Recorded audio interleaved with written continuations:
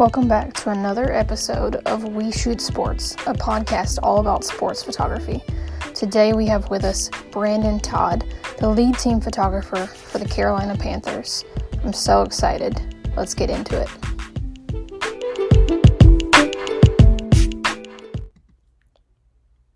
What's up? How's it going? I'm good. How you doing? Good, great. How's everything been for you? It's cool. Still working from home. Still trying to stay creative. It's tough in a time like this. Yeah. Are you up in Charlotte? Yeah, I'm in Charlotte right now. So they actually, I think they extended the phase 2. I think we were supposed to move on to phase 3. They just extended it. So looks like we'll be at home for another, 3 weeks about. So 3 weeks. Yeah. Yeah. Are you typically in the office or? Yeah. So during this time, actually, we would be just ending like that last phase of things, like before we get into training camp. So yeah, we would be shooting right now. I know it's been weird because we did draft from home. I'm usually at the draft.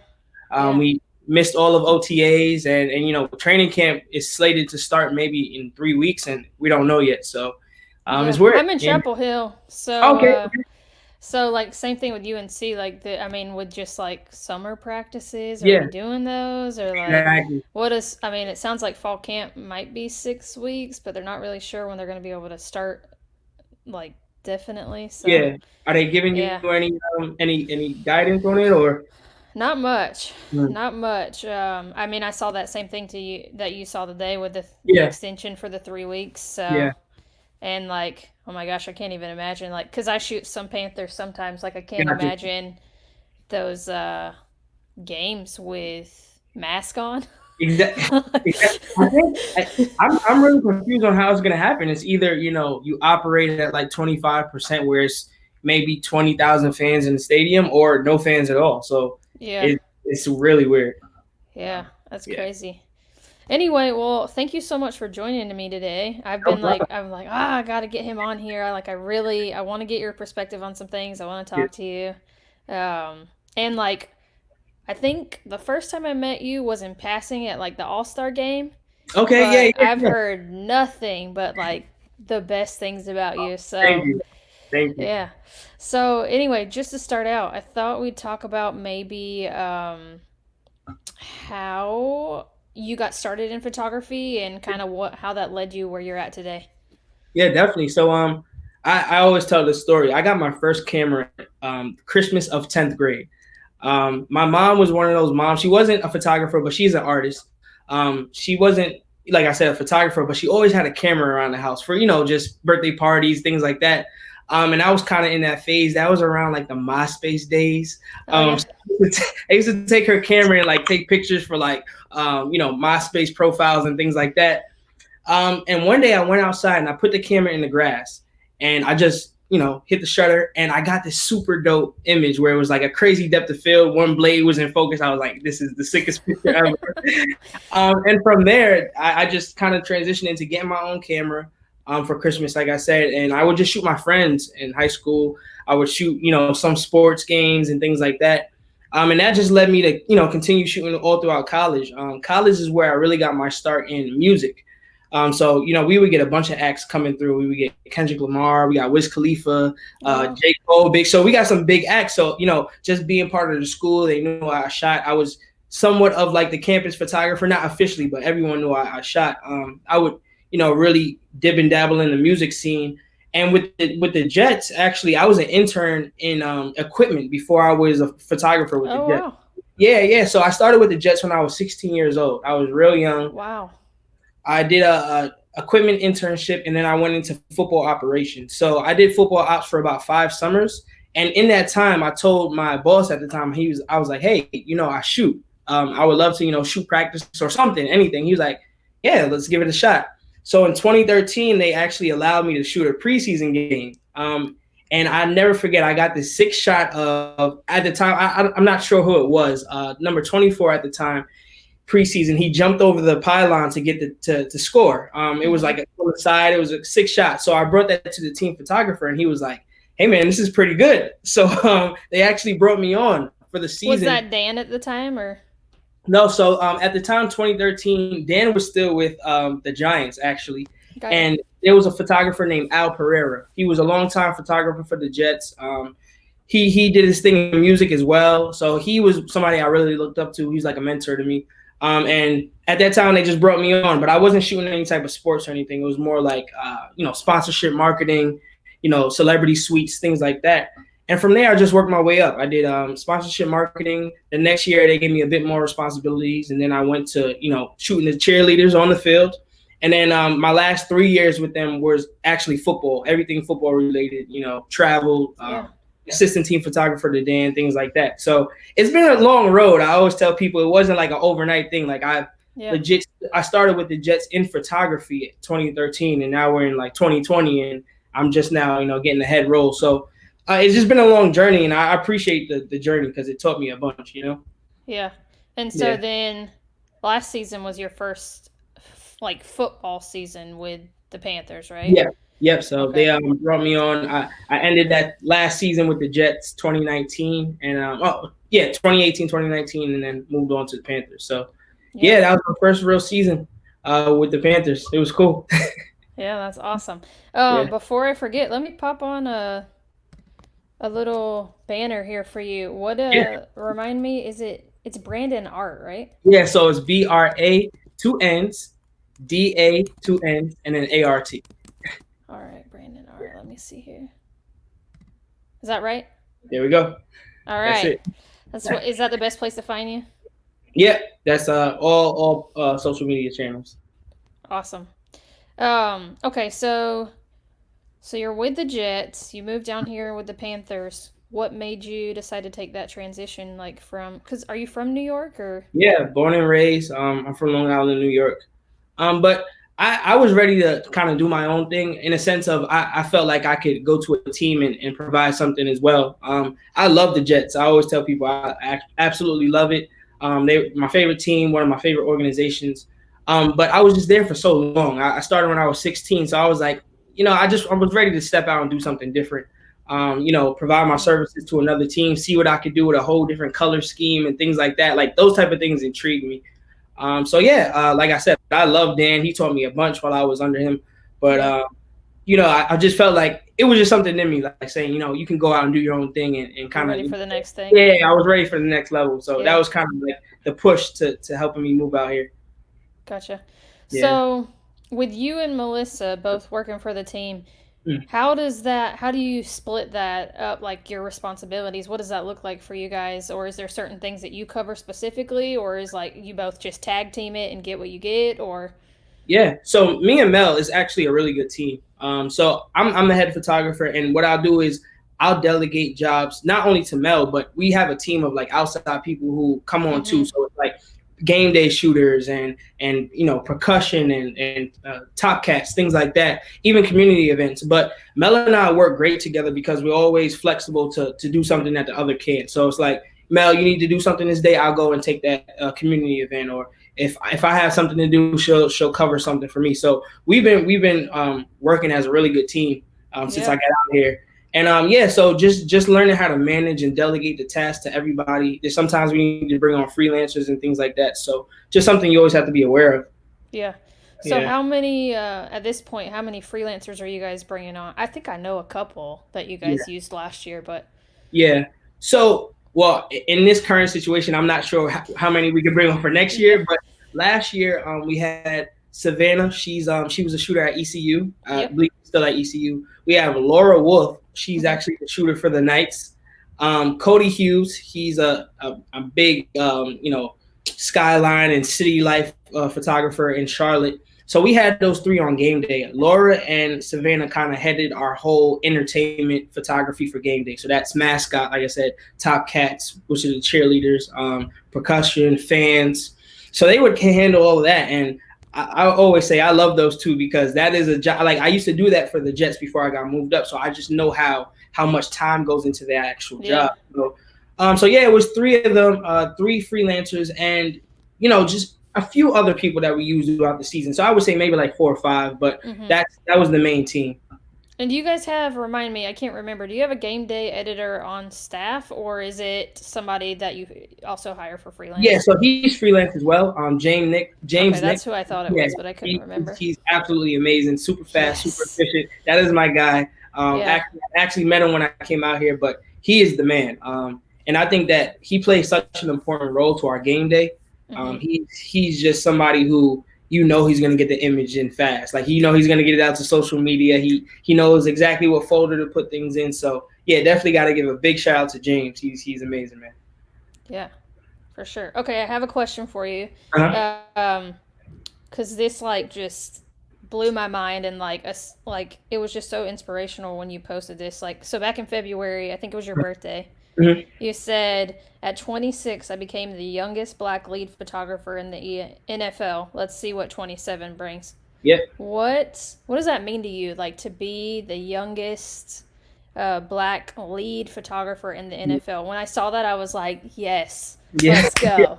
Like, I You. loved that. Thank you. Honestly, it's a huge honor. And I'm extremely grateful for even the opportunity to be in the NFL and shoot and be able to capture a game that I love. I love football. I played football my whole life, essentially. So, yeah, it was huge. I reached out to Terrell Lloyd, who's actually the photographer for the San Francisco 49ers. He is another black lead in the league, and he's been doing it for a long time. So when I reached out to him, I was just trying to confirm some things. I was like, hey, how many other African American photographers do we have like full time here? And there aren't a bunch. There's me, Terrell, Travis out in Minnesota. He shoots with Andy, and Jeff Lewis. He's a contractor for LA. So there aren't many of us. And when I found out I was the youngest, like lead photographer in the NFL, it was a great moment. And I'm extremely proud of everything the Panthers did this year, everything our photo team did this year. So it's no credit to me only. It's a lot of people who helped me get here, like the Dans and the Al Pereiras, and even a bunch of people who are not in photography with the Jet staff and all around. They helped me get to this point. So it's like a team effort, and I'm grateful for everybody who helped me, get to this point. So yeah. So you've been shooting photography for the NFL in some capacity since 2013. How have you seen that climate kind of change? Like, even with just like diversity, and even like with women photographers and that kind of thing. Like, I don't know, like, in what capacity you were, like, whether you were traveling. I know you said just a second ago you kind of did some game day stuff, like what Laura and Savannah were doing. But, like, how have you seen that change? Like, do you see it going, like, in the right direction? It seems like it, but yeah. So I would definitely hope to get a bit more diversity, and that's in all facets, like more women photographers, more African American photographers, photographers of different ethnic backgrounds. I'll never forget, I was shooting. It was one of our last games in Indy, and a photographer came up to me. It was actually a black photographer. I don't think he was with the league or anything, just maybe by himself. And he said, "Hey man, you're a unicorn. Keep it up." And I'm like, "A unicorn?" He was like, "Yeah man, I don't really see too many African American photographers out here on the sideline."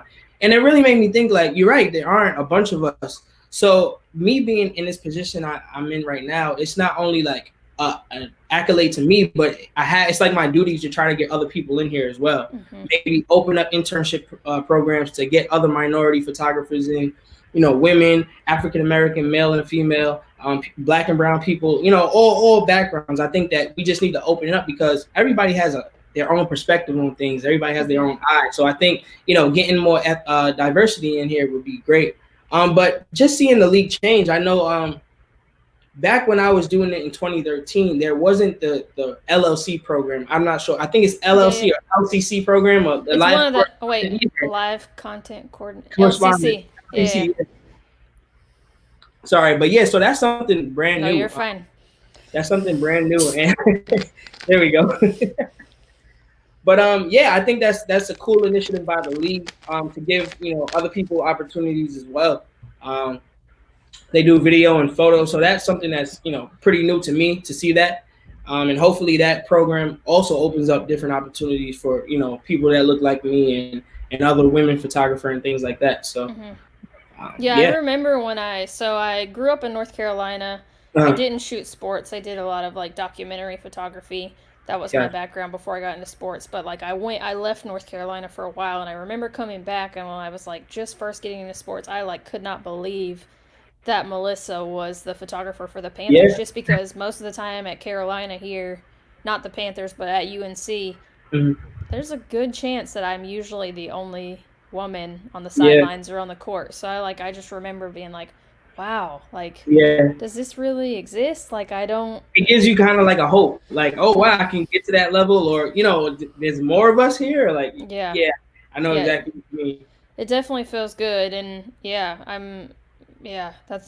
it's awesome to see more diversity in both of those aspects.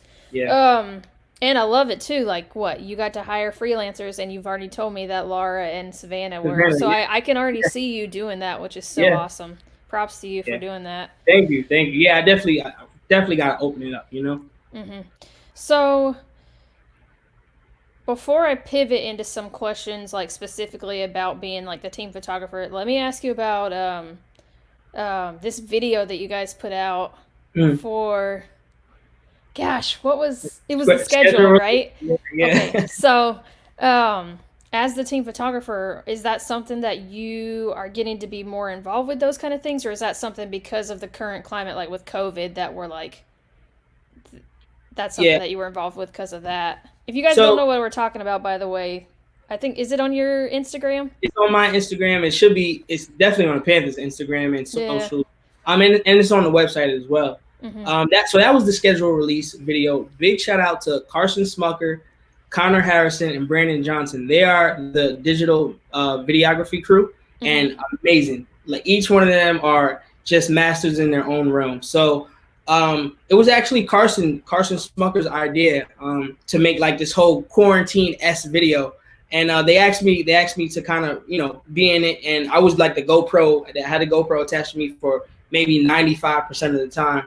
But it was a whole team effort, because beyond me and the video team, you had graphics in the back end working to put everything in place. So it was really like a team effort, and that was like the most satisfying thing. Like, everybody got to be involved in this one thing. So I know a bunch of people were like, "Hey, Brandon," because they saw me, so it was cool. But I have to give shout out to everybody who was involved. Like, it was just a crazy effort. I think that took us about a week and a half of shooting over, split days, maybe like, 1 day, 2 days here. But, and in the back end, it was probably like another week of chopping it up in the back end. So yeah, definitely a long project, a lot went into it, a lot of assets went into it, but everyone loved it. So I was excited for us and, and the team and everything. Yeah, for sure. So if it wasn't in like a COVID shutdown, is that something that you would still get to be a part of, or was that just something you were doing because of the current climate? I think I still would have been a part of it. I think even last schedule release, we didn't do anything that was actor heavy, so to speak. We did something with video games, but when we do collab on those type of things, we all come together at like this, round table, and we say, hey, what do we think we should do for schedule release? So that's another thing I love about the Panthers. It's not just like hey, we have this idea, let's all, we're going with this idea. It's like, okay, everyone pitched their idea. Like, who has the best idea? Can we merge ideas, things like that? So, it's amazing. And that was such a sick project. Yeah, it's so dope. So when you say all of you kind of get together and pitch your ideas, is that your creative department? Is that your digital department? Like, which department is that for you guys? So that's digital media. That's social. You got social, you got photography, videography, and graphics. That makes our digital and writing. That makes our digital department. And we all sit down and we just pitch ideas. It's a bunch of creatives in this group. So I think that having everybody pitch their ideas and kind of like bringing it down to one is like the best idea, because you never know who's thinking of what. It's like, just throw it at the wall, let's see if it sticks, and let's go with it. Something like that. So super cool. That's awesome. Okay, so walk me through, like, you and being a lead photographer for the Panthers. Walk me through your game day, and not just like, okay, this is when I arrive or that kind of thing, but like your mindset, like going into just a game day for you. Yeah. So I'll talk about an away game, because home games are pretty redundant in a sense, because we know the stadium. So when you go to a away game, for me, there were a bunch of new stadiums that I had never been to this year. So like Arizona, it was my first time there. Houston, actually shooting there first time. San Francisco, Green Bay. So when you go to these stadiums, the first thing I do, I kind of get in and I scout. So I look at, okay, this is a cool section here, or this. I have to know where the photo room is. Obviously, I have to know how far from the field to the photo room. But I do a lot of scouting and just looking. Because you want to see like where the light's coming from. Okay, if I shoot from this side of the field, this might be restricted. So that's the first thing I do when I get to the stadium. I know like I just have to scout. I just want to know my environment. I want to know like if fans are going to be super close on this side or not, and where our players are going to be interacting. How's the bench? How's those things? So it's a lot of logistical things in my mind. I know I kind of work like that. Like I have to know like where things are and things like that. So, but creatively, I think that every stadium and every atmosphere brings a new, in a sense, challenge to your creativity. Green Bay was amazing. Not only because it snowed, it was a snow game. So not only because it snowed, but there were so many elements to Green Bay that I had no idea happened. So when they score a touchdown, the lights flicker on and off. I had no idea. First time it happened, I was like, "Are we having a blackout? What's going on?"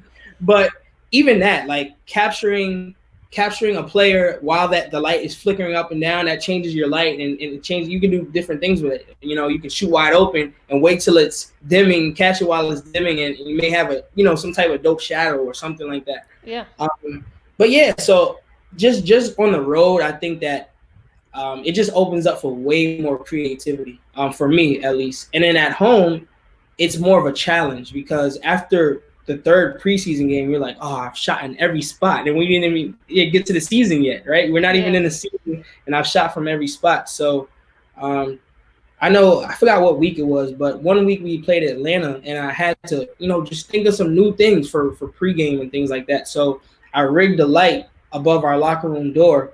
It was a Godox, and I had a single strobe coming down as they were coming out the door, and it created this like super dramatic lighting. But things like that, you just got to stay creative throughout everything, especially at home, because like I said, it gets redundant after a while. You know what the intros look like. They're going to come out at this time. It's just, from shooting, like those home games are just like, all right, we're doing the same thing. So that's on us as creatives and photographers to spice it up. So yeah, definitely. Do you care if I pop? Can I pop one of your pictures up here real quick? Yeah, absolutely. I'm gonna pop this one I saw earlier. If I can get it to scroll over. Let's see. Let me see here. There's one that I was like, oh yeah, that it's like completely the back view of what I would normally see. Yeah, here we go. Hold on, I'm gonna pop this up real quick. Okay.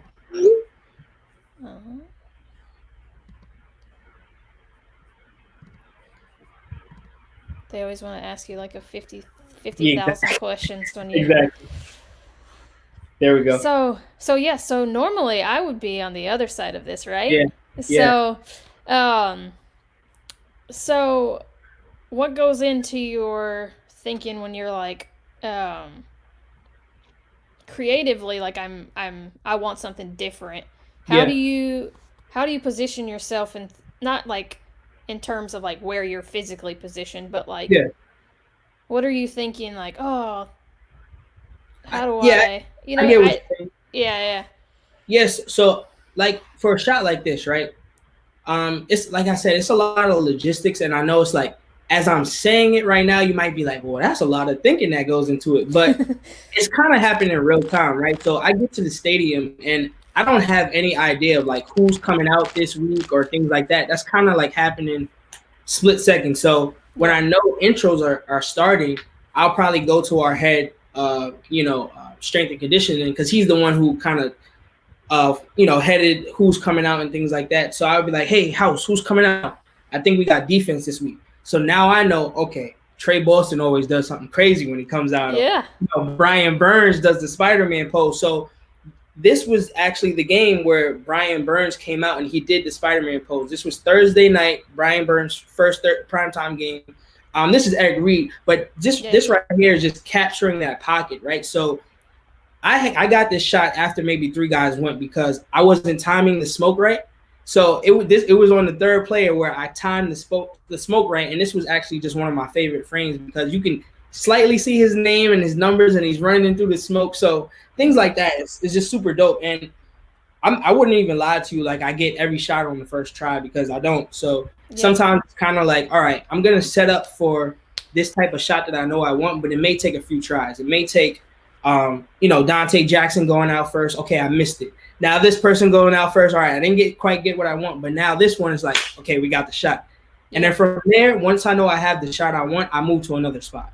So that's just my thinking, like especially like intros and things like that. Once I know I got my shot, I move on and try to execute another shot. So that's great advice right there. I feel like a lot of people get like bogged down, like, oh, I took a really cool shot, let me stay here and try to get it's so interesting too that you just gave that perspective. So for me, shooting the Panthers, I'm obviously on the other side of this because I'm not a team photographer. I don't have the access that you have, but we are going through the same thing, like, is it defense this week, is it offense this week? And then so it's interesting to hear kind of that. But then there's also the task with, like, for you being the team photographer, this is a great picture of Eric Reed. For us, if no one wants a picture of Eric Reed that week, it's kind of like, but this is fantastic. So I wanted to ask you kind of how you, let me see if I can pull up some other stuff here. I might pull up your jet stuff. Is that okay? Yeah, no problem. So how did you go about, is it popped up? Yeah, it is. Awesome. How did you go about kind of developing your style when you started shooting jet stuff? And I don't know if that, you can talk about this if you want to, if it has any part of it, if this has anything to do with like your background in shooting musicians as well. But I feel like you have, if I see a photo, I could see it and be like, hey, that's Brandon's work. Well, thank you so much. That's I think that's every photographer's goal, right? You want your photo to be identified. But yeah, I think I have to give a lot of credit to Dan as well, because I feel like the beauty of me and Dan, we kind of came into the Jets at the same time. So 2013, I think Dan started in 2016. So I wasn't quite shooting football yet, but that was his first year. And as we grew together, I feel like we were able to just grow together as well. So Dan created a preset for the Jets that that I also used, but my experience shooting music, I had to apply my own presets to that too. So I kind of took not the preset, but like the style of shooting that I was doing with the music, I kind of just brought that to sports. It was like that same eye, right? So when I do shoot music, I look to create a portrait from a live performance, which you don't really see. Usually it's like wide shots, and you do get shots of the artist, but I'm trying to create this like epic portrait, but from like a live performance. It's not like a GQ shot. It's not like we're shooting in studio. So taking that same, I guess, technique and just bringing it into sports, I think that's why I was able to kind of create my own style, because I look at a lot of my stuff as portraits. Even though it's not technically a portrait, I look at a lot of my shots as like portraiture type work. So that's kind of something I don't want to say pride myself on, but when it comes down to doing that in sports, I don't think you see that a lot, especially in football. I feel like it's a lot of the same shots in a sense. Yeah. But the creatives we have now around the league are just top notch. It's like you always have to try to keep up, or like, it's a great community. We all love each other, but I think you always try to, they're doing this, let's try to outdo them. So just staying on your toes, bringing your own unique style to things. I think it's just really cool. Yeah, definitely some healthy competition. Let me I'm gonna pull up this real quick. Let me see. Is it your? I don't know if it's your live page or not. This is just like I just want to show this because of what you just said about like it being kind of like you think about it like portraits, because these live shots are they're just this one right here in the middle of the guy dancing. Thank you. I remember seeing that a while ago, like a long time ago, and I was like, are you kidding me? Like, just such good stuff. So That's a great perspective to think of, like, because I don't think here I'll move off that one so it's not moving the whole time. I don't think a lot of people think about it in that way. You know what I mean? Like I am a very moment driven photographer where I'm constantly kind of looking for those stories, and I probably need to spend a lot more time thinking about action than I really I'm the do. same way. I'm the same way. I feel like if you're taking a picture and you can't tell a story from it, like it's really just a picture. So that's huge. I think that comes first when you're a photographer. You have to be looking for those storytelling aspects, you know? Yeah. But to think about it in a way that you just said, I feel like there's a lot of people that can relate to what you just said. Like thinking about it in terms of like a portrait, even like every shot in that kind of way, that was just like a light bulb for me. So thank you for that.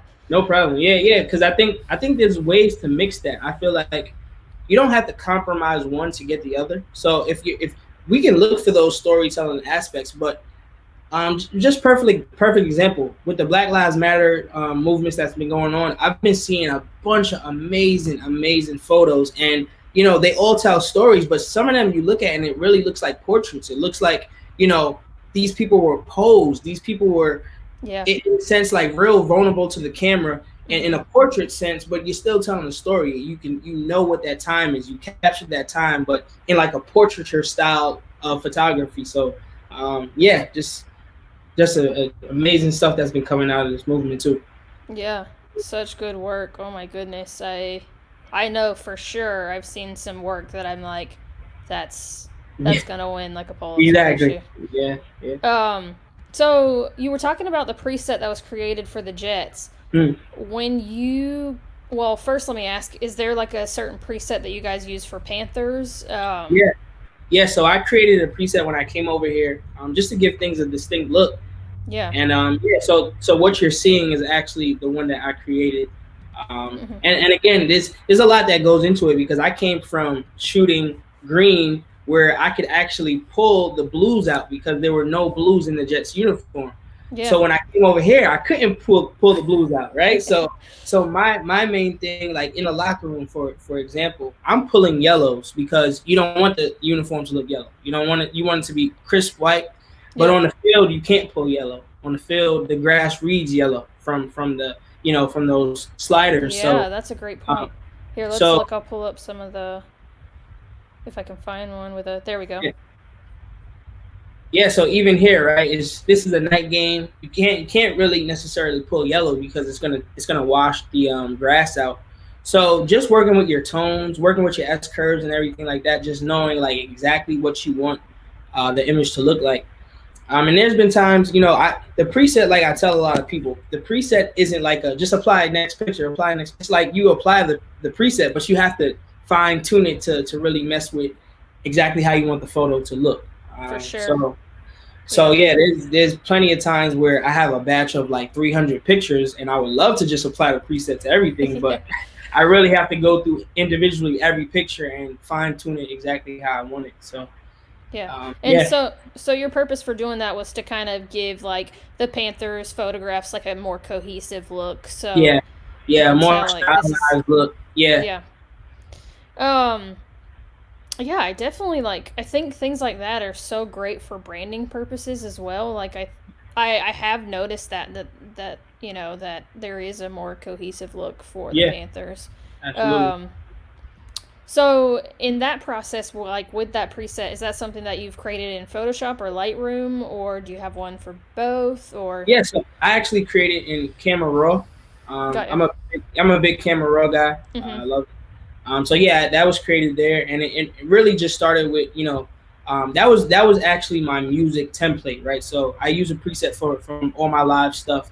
I transferred that over to here and just fine tuned it. So in a sense, that's why you can see my pictures, whether it's Panthers or music, and it kind of just looks like, that's Brandon's shot. Yeah. So it's kind of I just transferred it and fine tuned it to where I wanted it to be, and pop those blues, contrast, drop the contrast, and so that's kind of my look. I love my blacks to be really dark. Yeah. I love the colors to pop in a way where it's not too vibrant, but you still have that sort of a fade, like you drop the bottom half of the S curve. So yeah, Awesome. that's style. Yeah. So when I'm assuming if James is like your photo editor for a game, is that something that he's using during the game to keep it cohesive as well, or? Yeah, so he has the preset. He has the preset that he applies during the game, just so the stuff that goes out isn't like raw. I think that's something that we try to steer away from, because I know it's all about speed, but at the same time, you kind of want everything to look as good as it possibly can. So he has the preset on hand, and he kind of applies it. And another thing about James is he knows photography. He's been in photography for years, so he knows how to, same thing, like fine tune certain things. Like it's not just an apply and copy paste to all photos. So that's another thing I really appreciate about James is he's not only fast, but he also knows how to fine tune certain things. So when we do put it on social, it looks amazing. So yeah, no, that's great. Yeah. Let's see. What else did I want to ask you about? Okay, let's talk about gear for a minute. So I'm not like a big gearhead or anything like that, but I always ask, like, if you only had one lens, what would it be and why? Oh wow. That's tough. Yeah. Speaking of gear, if you've never checked out Lens Rentals, you really should. I've used their products and services multiple times over the years, and I can honestly say that I've never had a bad experience with them. This year, they're doing a Father's Day gift certificate sale, where if you purchase a gift card, you'll receive an additional gift card for yourself with 10% of the value of the card you're buying. So for instance, if you spend $100, you'll get a $10 card for yourself. If there's ever been any gear that you wanted to try out, now is the opportunity. Visit the link in this episode's description and head over to Lens Rentals now. Especially when you're shooting football, I mean, you have some access that other people don't have, but it's a tough question. Yeah, I say if I was only shooting football and I could pick one lens, it would just be the 70-200. Most versatile lens, super sharp, tack sharp, and essentially you could really do everything with that lens. The 70-200 is a lens that I use a lot before I was like the assistant team photographer with the Jets. I would just use my own equipment before I had access to theirs, but 70-200 allowed me to get everything on the field, right? It's like you can shoot from a distance, red zone, it's perfect, things like that.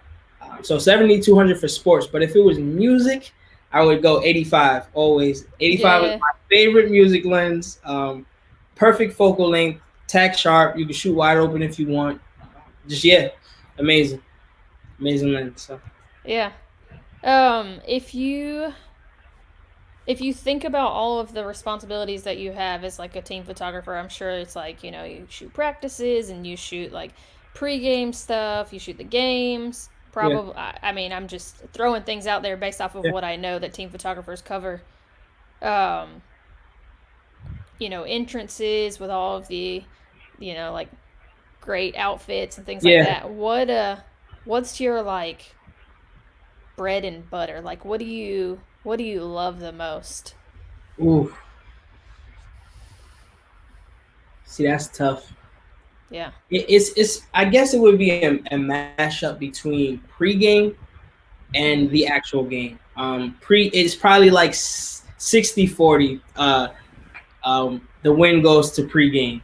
Yeah. Pregame is where you can capture the most unique stuff. I feel like in a sense the game minus everyone's angle to the actual play, you're gonna get the play, right? You're gonna get whatever the play is. If it's Christian McCaffrey hurdling somebody, you're going to get it, but it's going to be from a different angle. Yeah. Now, pre-game, I think that's the opportunity for you to go out and actually look for things. You can look for unique things. You can look for a guy pouring water on his head, at the 20-yard line before he does his stretch. You can look for somebody jamming to the music and screaming in the lens and things like that. So I think pre-game is an opportunity for you to be your most, creative self.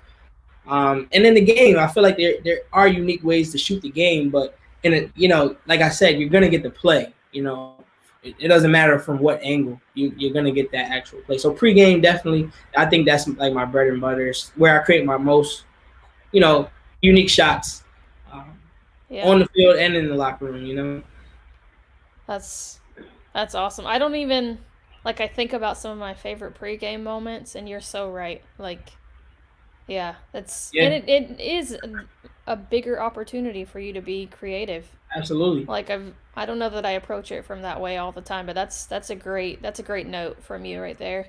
And it's just a way to like further amplify the story and tell the story. I think the game will tell the story for itself, but when you do have those pregame shots, player praying, taking a knee, but you know, those type of things, it just helps the story when you're trying to tell the story of a game. Yeah. Did you get last year? I imagine with like Cam being injured, you didn't get to do that much pregame of him. But man, he is a fun pregame guy to cover. I had to go back on our files when I started, and I was just looking at all the Cam pictures. I'm like, wow, like if I would have got to cover this for another, a year, another 2 years, I would have been so sick. But Cam, even the games I had with Cam, I think I got two games with them. But even training camp, some of my favorite training camp shots were from Cam. Yeah. His energy is like on another level. Exactly. It's like you can feel it through a picture. Mm-hmm. So Cam's he's a different athlete, and I'm happy I got to work with him, for that 1 year. Same thing with like Luke Kuechly. Like I got him for 1 year. Yeah, that's true, yeah. But that year was so cool, and Luke is just one of the coolest athletes that I've ever worked with in like my 10 years working in NFL. Like just super cool. That's awesome.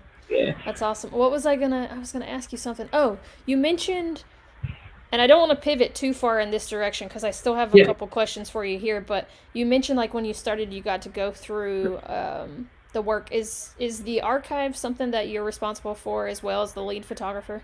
Yeah, absolutely. So we have a new system now. So before I got here, there was a system in place where I think everything was like in one server. But now we use Photo Shelter. Shameless plug. I'm gonna be talking on the panel tomorrow for sure. No, bummer. This will not go up before then, but yeah, I can't wait. I'm gonna be on there too. We use it at UNC as well. So we use Photo Shelter and we use a keyword system. So we keyword all our photos, and we actually had to go back, during this time and in the season to kind of just tag everything, make sure everything is searchable. Yeah. And we got it to an amazing spot. I can literally go in and say Christian McCaffrey, 49ers, touchdown, and that exact photo will pop up. So we're real detailed with our tagging system. That's great. And so we kind of run like digital asset management as well as lead photographers. That's all. It's all encompassing. So. And is that for the whole, like, let's say somebody contacted you who was like, I don't know what they would specifically call it for the Panthers, but like donors or something. Yeah. Is that something that you guys would be in charge of as well? Like the entire thing. Photo archive. Yep. Whole photo archive runs through us. So we get outside requests where it's like Levine's Children's Hospital. We know we just had an event there. Can we get the photos? Those, and then we have different departments. So like sponsorship, marketing will be like, hey, we need a picture of Luke for our Coca-Cola sponsorship. So things like that. We always get requests from everyone. So emails always going on. Yeah. Okay, so pivoting back real quick, let's talk about what the process is like for you, like when you have something huge happen, like, with a brand new head coach or something like that. Is that something that, you're kind of, sorry, there's like we have little fruit flies in the south. He's trying to get his airtime too. He's trying to Yeah, he is. So sorry. He's been like here bugging me like the whole time. So when when you get a brand new head coach and you're kind of laying out like, how do we want to announce that? How do we want to go through that creatively? What was that process like for you? I don't know if you handled anything like that with the Jets ever. I'm sure. Oh, so with the Jets, photography wise, it's funny. My last assignment really was Adam Gase when he got hired. That was like my last. I left like the day after that. So I know what it's like to have coaching turnovers, but this was my first time kind of planning the content around it from a photo aspect. Mm-hmm. And my biggest thing is telling the story. Like we shot Matt Rule from his house in Waco, Texas, all the way till he came here for his press conference. Yeah. I actually had the pleasure of flying on the private jet with him when he came to Charlotte. I was gonna say, let me see if I can pull this up real quick. I think if I pull up your Instagram, I remember seeing it. Wherever you see Rule, so it should be go up. Is it? It's keep going up one more. Oh, there we go, right here. Middle picture, yeah. So I remember, yeah. Here we go. Yeah. So that was. Let me tell you, that was an amazing opportunity. I think that me and Coach Rule are, I'm not gonna say best friends, but me and Coach Rule are a bit tighter because of things like that. Like that trip, I was talking to him and his family. I was kind of like his first point of contact.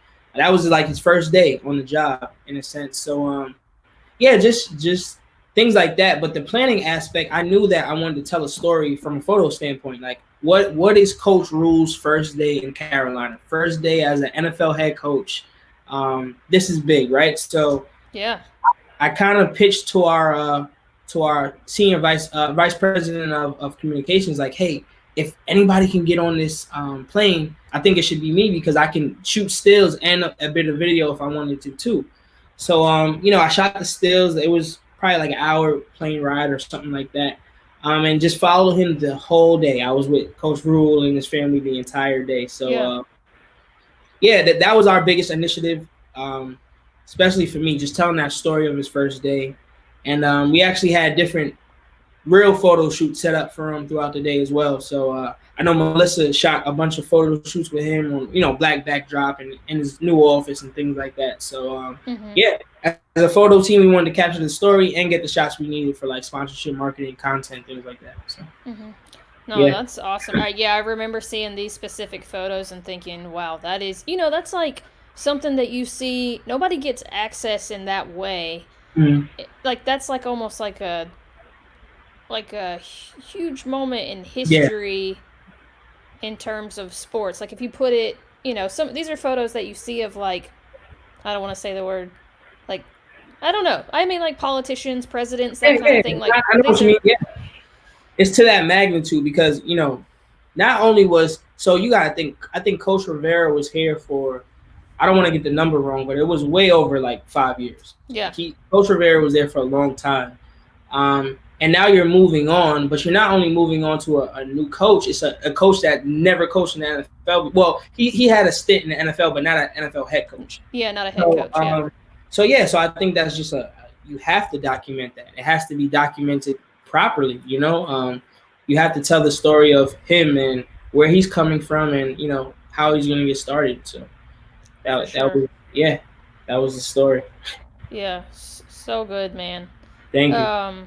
Thank you. All right, I'm going to pop back over real quick because I got a couple questions on you, like with your process here. Like we're looking at this photo in the locker room right here. Yeah. When you go about and you're making, and I mean, obviously, this can be in a general sense because like most people aren't going to have access to a locker room like this. But what's your thought process when you're like,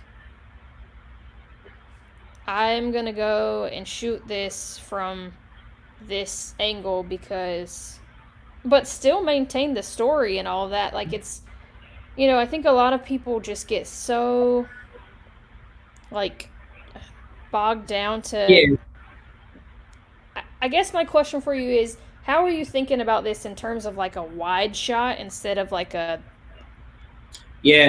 closed? I think well first of all, I always run with a long lens and a wide lens. That's how I always shoot, right? So you're able to capture every opportunity. But in a situation specifically like this picture here, I think that you want to show the whole team praying, right? You don't want to just show one guy with his head down.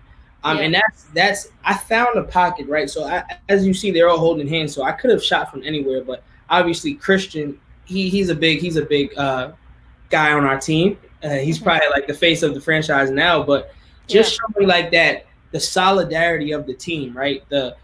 We're about to go into war together. And I think like just the extra touch was the hand that you see right here in the foreground of the frame. I think that it just shows like, okay, we're all in this together, right? We're all we're going out to war. This is our moment to go out and fight together. So things like that, when you want to tell a story through a picture, I think that this just shows you like, okay, our team is really, we're in it together. We're praying together. We're gonna go out and fight together. So yeah, that was the pocket I found on that shot. When you're approaching it from like a team photographer standpoint, so I don't know, like, have you ever covered any sports where you're like not the team photographer, where it's like a news based, or so not news based, but when I shot I shot for the Brooklyn Nets for about, I want to say, it was like towards the end of the season, so maybe like 2 or 3 months. I shot with them back in 2018, 2017, 2018. But yeah, I was working under the team photographer at the time, so I wasn't with the team. I was just working with the team photographer as like a second assistant. I would help with lighting, and he would just put me on little like minute assignments, like go shoot this or shoot this branding and things like that. Gotcha. But I did get to cover the a couple of games, and it is way different than being the team photographer, right? Yeah. Just in having terms of access, yeah. Exactly. So I think the access part is like when you have access and then you gotta go to a level where it's not so much access, you're like, oh man, I miss it. Like I can't take for granted the access that I have at my real job. But yeah, so I think, I don't know if you asked the question yet, but just to say with the access part, you still have to find ways to shoot, right? You still have to find ways to get the coolest shot. For sure. That just goes back to my logistics mind thinking as well. It's like when I went to the Barclays Center and I was shooting for the Nets, I just had to learn my spots. Okay, like I know I may be able to get away getting a shot from here. I know if I go to that side, they're gonna kick me out. So it's just like things like that. I just have to be mindful of when I'm shooting, and I'm not like the team guy, Yeah, and for when you're like, your job is for the Panthers, and so like if there's something, let's say that like they just have a terrible game, and like how do you go about handling something like that in terms of like the storytelling? Is there still like, is it full blown like you show it no matter what, or is it kind of and not just personally, but I mean like how would you approach it like from the team standpoint, like what you were going to put out there from the team and not just so that's where our like social media manager comes in, because it's definitely a weird climate to have a terrible game but still post content as if you won, like still blow it up. You can't do it. So she kind of helps us out with, we provide her with all the pictures, but she'll pick and choose. Maybe this one showed like this is just a play, maybe it's one of our best plays, but nothing showing like we're cocky, we're arrogant, look at all these pictures we got but we lost, right? But for anyone who watches this, Melissa actually wrote a beautiful piece on the Panthers website. We had a loss against the Falcons, and she actually documented it and wrote about having to document a losing game. Yeah, it was a super dope piece, talking about how you still have to create content during these times. You still have to shoot, and you may have to shoot those plays you don't want to. Like if somebody throws a interception, we have to shoot the interception. We have to shoot the player running it back and things like that. So yeah, sometimes it's tough to when like the guys just aren't feeling it. I'll never forget, again, it was in Indy. We were losing that game, and I was behind the bench as Luke Kuechly was sitting there, kind of he's mad, the game's not going the way he wants. And I still had to capture that, and I'll never forget. He turned around and he looked like, who's taking pictures right now? And he saw me, and he wasn't happy, but he wasn't gonna like rip me apart, But things like that, like you still have to capture those moments of like defeat, and it's tough, but that's our job, right? We have to go out and document the good and the bad. So it's such an interesting thing because I mean, for me personally, I kind of, I guess, quote unquote, am a team photographer for UNC's wrestling team. Okay. But not for UNC as a whole. I cover that for a lot of different media outlets. So like when I've covered games, like I know that coach he's had a terrible season for a few seasons in a row. I have a good feeling he's going to get fired. Yeah. I can blow it up and it doesn't matter. You know what I mean? Like exactly. So there's a delicate balance there that you guys kind of have to have, and like I can get in the players' faces, and while they may not be happy, like I didn't lose the game, so exactly. And you probably don't have to see him for the whole week. Like we don't have to like see you him guys do Monday through Friday. Yeah. Yeah.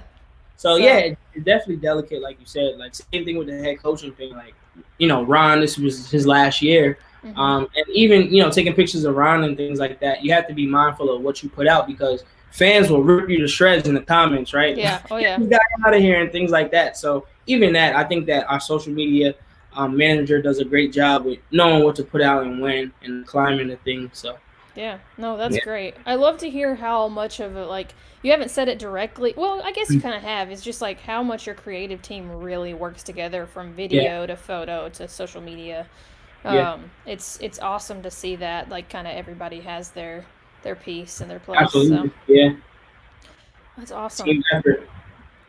All right, one more question for you, and then I'll let you go because I've talked your ear off. No, it's cool. It's cool. Love your conversation. It's been so great to talk to you.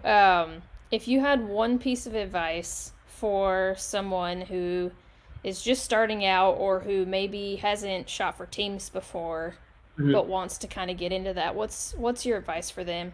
And I guess if you could answer this kind of twofold for me, so that there's people who like are in college and who have the opportunity for those internships where it's like, oh, this is an internship, but it's college credit only, versus people like, I think maybe Melissa was kind of like this, where she kind of got into sports photography after maybe she was already done with school, or I think so. Yeah. So yeah, if you have any advice. So absolutely. I guess I always say two things, right? The first point goes back to the internship, right? I found my way into the Jets not through photography. I found it through football equipment and football operations. So I think that when you know you want to do something, let's just say like your lifelong dream is to work for the Denver Broncos. Try to find a way into the Denver Broncos. If you don't see a photography internship, I say don't give up. Don't automatically give up. If you know like, hey, in school I was good at math, maybe you look for like an accounting internship or like human resources or something like that that's going to get you into the building, and from there you can navigate, from there you can network, and I think it gives you a better chance than trying to network from the outside, right? So you're already in, so now I can see like, oh, I know this guy down the hall runs social media. How about I just go chop it up with him, see if there's anything I could do on my off time to try to help him out. So the internships, I think it's a huge thing because a lot of kids now, they want to jump straight to the league, but there are so many college teams that you can cover, build your portfolio, get some really, really good content, and then pitch yourself to these NFL teams, even if it's on a contract base. It's like, hey, I can help you out. Now you have a better chance of getting a job because you have that portfolio of really solid content. I always tell people, if let's just say I didn't get the internship with the Jets, I would have looked at D1 and D2 schools because I just know like, okay, I'm still going to be shooting football. I'll probably get an opportunity to shoot a bunch of other sports, and I can build my resume, build my portfolio. And then when it's time, when I feel like I'm ready, I can say, hey, New York Jets, hey, Oakland Raiders, whoever it is, Las Vegas Raiders, help me out. Like I can help your team out. So that's one thing. Don't be shy of the internships. If it's not your specific field, don't shy away from it. You can still get in and navigate. And the last thing I'll say is stay true to the type of photographer you are, right? So I know Instagram, it just gives us a whole bunch of clout and, oh, if I'm shooting this artist, I'm going to get a whole bunch of likes. Or if I'm shooting for this team, I'm going to get a bunch of likes. But if you like food photography, stay true to yourself. Like stay true to what you want to shoot, right? So I know a bunch of people who love food photography. I know a bunch of people who love landscape and wedding photography. So photography isn't just like what's going to get you the most likes on Instagram and what's going to have you around the coolest environments. We're all like artists at the end of the day, and in a sense like timekeepers as well, right? And I think that there are lanes for people who want to do food photography, product shots, portraiture. So just find out exactly what you want to do, stay true to yourself, and I think that the lane will open up for you. I know a guy who works he does sports photography, but it's not like in the game. It's more like he's shooting covers of Slam and he's shooting covers of Sports Illustrated. So you can still stay in the sports world, but maybe you're doing commercial style work or portraiture. So just find out what you love. I think that's the most important part. Just knowing the type of art you love to create and just going from there. Oh, that's great advice. That's such good advice. Thank you. Yeah, I think, yes, I could keep going for days and days with it because I talk to high school kids about the same thing, right? So I talk to a bunch of high school kids and I kind of give them advice on how to get into the league and things like that. And I tell them, like, don't be discouraged if the Panthers don't, look at you on the first try. Like, try to do something else. Try to get into this realm or network and do this. So yeah, just don't be discouraged. Keep creating, keep shooting, build your resume, and I guarantee you things will open up. Yeah. Yeah. That's great. That's great advice. So if people want to find you, at Brandon Art is the best place, right? Yep, that's on all platforms. Brandon Art. On Twitter, Instagram, Facebook, website. Everywhere. I don't have a TikTok. No TikTok. No TikTok? I don't have Panthers got a TikTok yet? The Panthers do have a TikTok. I haven't seen it. I don't think I've looked at it. Yeah, too funny. And then also the Panthers, what? Panthers Photog. Yep. That's me and Melissa's account, and we haven't posted on there as of late because not a lot going on. But yeah, it's during the season we post unique content that you don't see on the website or on the main account. So definitely follow that page too. Awesome. Yeah. Well, thank you so much for joining me. I appreciate it. I'm so glad that I got you on here. Yeah, thank you so much. This was a dope talk for real. I'm hoping that I see you at some point in the next couple months. That's what I'm saying. Let's pray to the gods that everyone gets healthy and we can have a football season. So yeah, we need it. I miss it. So we do. All right. Well, take it easy. Thank you so much. Thank you so much. All right. We'll see you.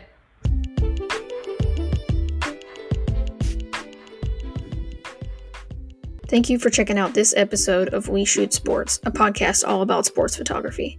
As always, if there's a photographer you would like me to bring on the show, feel free to reach out to me at We Shoot Sports on Instagram. We'll see you guys on the next one.